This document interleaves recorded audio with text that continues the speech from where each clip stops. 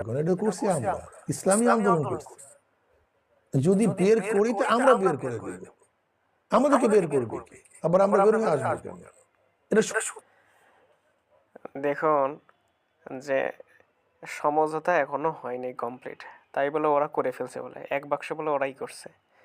যে কোনো জিনিস একটা আলোচনায় আসা, সেটাকে বাস্তবায়ন করে সেটার ফলাফল হইলে তবে না একটু ক্রেডিট নেওয়া যেতে পারে যে আমরা করছি, আমরা এটা তুলছিলাম।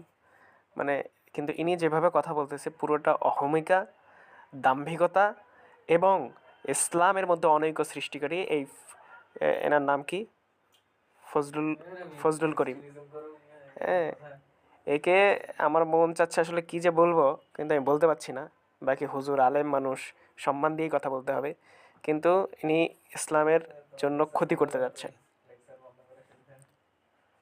ও ও বাবা, ইসলামী আন্দোলনের আমির ঘোষণা করছে, কত বড় কথা!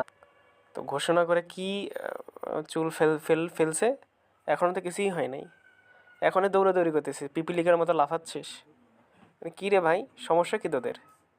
তো ভালো ব্যবহার আসতেছে না, ভালো ব্যবহার করতে চাইছিলাম ভাই, টুপিওয়ালা মানুষ, ভালো ব্যবহার করতে চাইছিলাম, কিন্তু তোরা তো আসলে সুবিধার লোক না।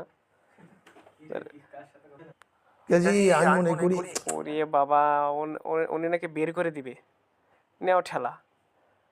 মানে দেশ কোথায়, কোথায় জোট, কোথায় কি ভাই, আপনারা কিছু বলে যান।